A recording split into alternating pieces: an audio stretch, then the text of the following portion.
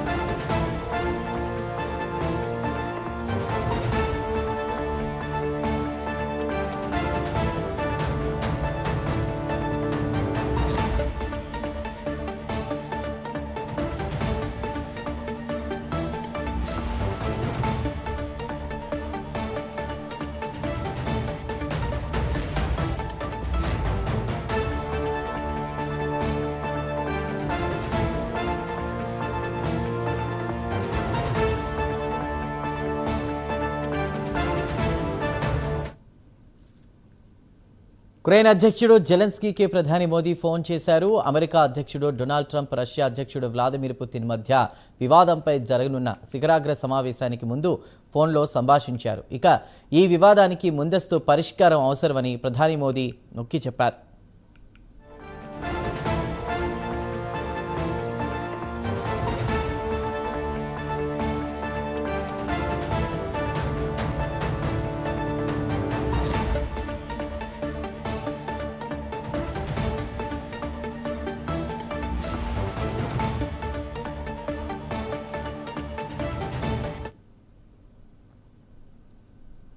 Ukraine అధ్యక్షుడు జెలెన్స్కీకి Modi phone చేసినట్టు తెలుస్తోంది.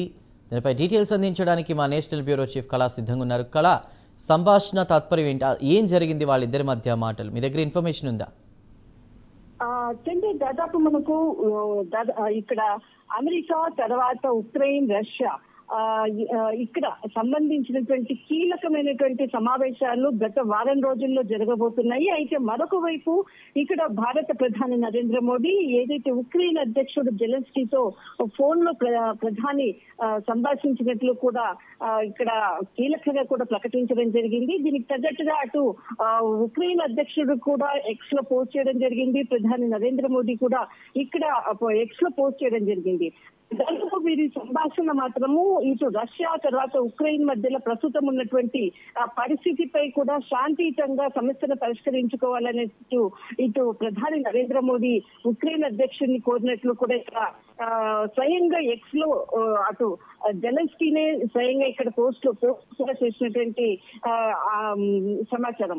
అయితే ఇక్కడ ముఖ్యంగా గత కొన్ని రోజుల నుంచి కూడా ఏదైతే యుద్ధ వాతావరణం ఉన్నటువంటిది ఒకవైపు, మరొక వైపు రేపు 15వ తేదీన చాలా కీలక భేటీ కూడా జరుగుతుంది. రష్యా తర్వాత అమెరికా మధ్య చాలా కీలకమైనటువంటి భేటీ జరుగుతుంది. ఈ భేటీకి సంబంధించినటువంటి పూర్తి సమాచారాన్ని కూడా మనకు ఏదంటే ఇక్కడ మనకు అమెరికాకు సంబంధించినటువంటి అలస్కా ప్రాంతంలో అటు ట్రంప్ తర్వాత రష్యా అధ్యక్షునికి మధ్య ఇద్దరి మధ్య కూడా రేపు సమావేశం జరుగుతుంది.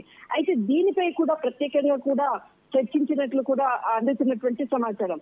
అయితే ఇక్కడ మనకు అటు రష్యా అధ్యక్షుడికి తర్వాత ఉక్రెయిన్ కి సంబంధించినటువంటి పలు అంశాలపై కూడా ప్రధాని నరేంద్ర మోదీ ఏదైతే సంభాషణ జరిగిందో ఇక్కడ ప్రత్యేకంగా శాంతియుతంగా పరిష్కరించాలి అంటూ కూడా చెప్పడము, తర్వాత ఇక్కడ జెలెన్స్కీ కూడా ఏదైతే రష్యా గత కొన్ని రోజుల క్రితం దాడి చేసినటువంటి సందర్భాన్ని కూడా మరొకసారి పలు అంటే బస్ స్టేషన్స్ పై కూడా దాడి చేసింది రష్యా, తర్వాత బాంబు దాడి జరిగింది, డజన్ల కొద్ది చాలా మంది గాయపడ్డారంటూ కూడా పలు విషయాలను కూడా ప్రధాని నరేంద్ర మోదీతో సంభాషించడము, ప్రతి విషయాన్ని కూడా చాలా సంతోషంగా మా సమావేశం జరిగింది. ఫోన్ సంభాషణ ముందు ఇక్కడ రష్యా కానీ ఇటు ఉక్రెయిన్ మధ్య జరగబోయే చర్చలు ఒకవైపు ఉంటే, అటు ట్రంప్ తర్వాత రష్యా ఇరు దేశాల మధ్య జరుగుతున్నటువంటి ఏదైతే ఏదైతే సంభాషణ అనుకో 15వ తేదీన చాలా కీలకమైనటువంటి సమావేశం జరుగుతుంది.